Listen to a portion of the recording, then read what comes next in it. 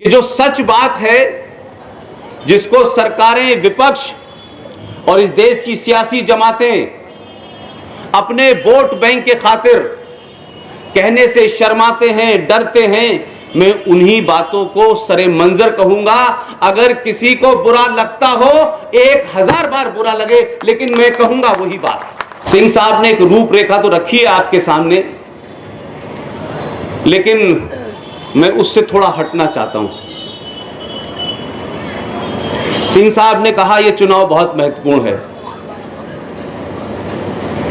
हम किसी चुनावी राजनीति के हिस्से नहीं हैं। हमारी बात किसी के फेवर में चली जाती है तो लोग समझते हैं हम फला पार्टी के हैं, और जब हम उन्हीं से कुछ शिकायत करते हैं तो लोग कहते हैं ये किसी और के हैं।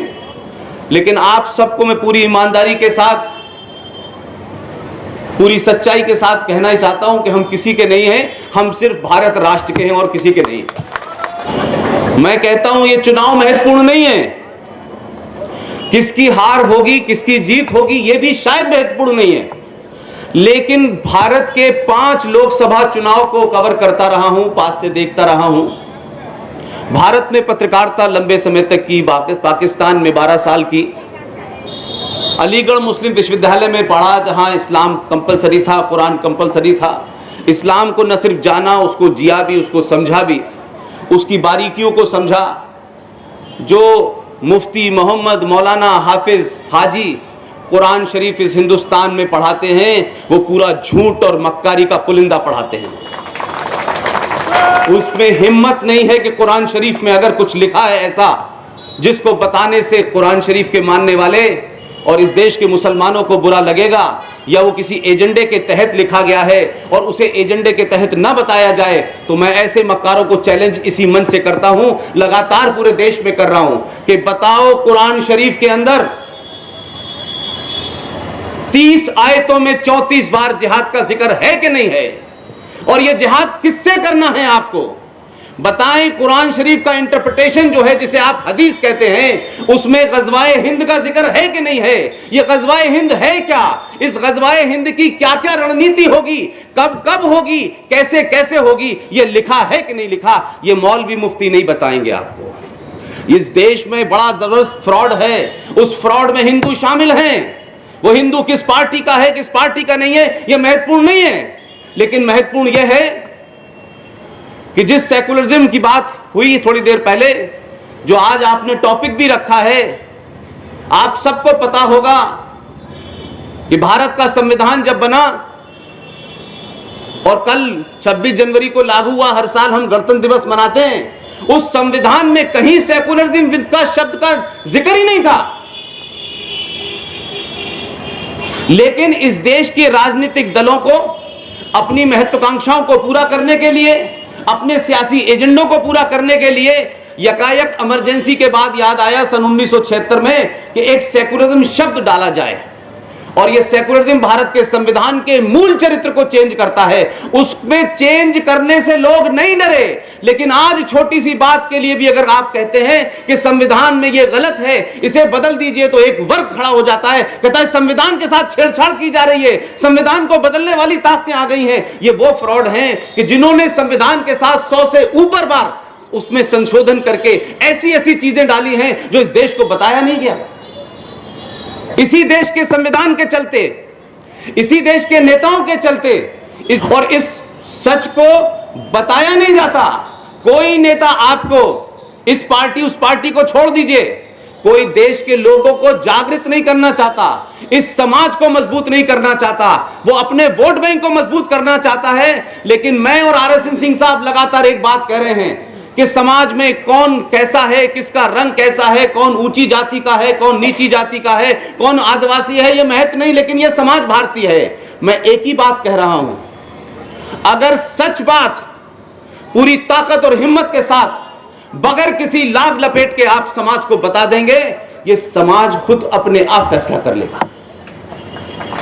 आपने समाज से झूठ बोला है, आपने आजादी के नाम पे झूठ बोला है, आपने संविधान के नाम पे झूठ बोला है, आपने जम्मू कश्मीर में जो कुछ किया और जो कुछ कर रहे हैं उसको झूठ बोला गया है। इसलिए 70 साल में इस देश की नींव हिलने लगी है।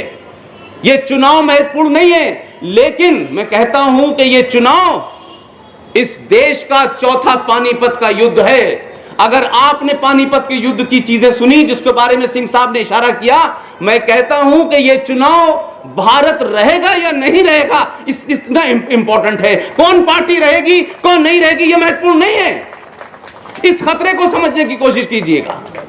आखिर क्या वजह है कि दुनिया की तमाम ताकतें, बाहर की ताकतें, अंदर की ताकतें, इस मुल्क में 40-50 करोड़ लोग, सेकुलरिज्म के नाम पे लोग, लेफ्ट के नाम पे लोग, क्या वजह है कि 2014 में जो मोमेंटम बनाया था आपने, जो 2014 में आपने कहा था कि इस देश में पिछले 15-16 चुनाव जितने भी हुए हैं, कोई सेकुलरिज्म के नाम पे हुआ है, कोई मुसलमान के नाम पे हुआ है, कोई लेफ्ट के नाम पे हुआ है, कोई समाजवाद के नाम पे हुआ है, कोई दक्षिण पंथ के नाम पे हुआ है, लेकिन 2014 के चुनाव में हम सब लोग पत्रकारिता की हैसियत में बहुत घूमे हैं। 2014 के चुनाव में इस देश के मीडिया ने, इस देश के प्रोफेसर्स ने, इस देश के इतिहासकारों ने यह कभी नहीं सोचा था कि जिन लोगों को आपने 70 साल से झूठ बोला, उनके साथ आपने गद्दारी की, सच बात नहीं बताई, उन लोगों को 2014 में यह एहसास हो गया था।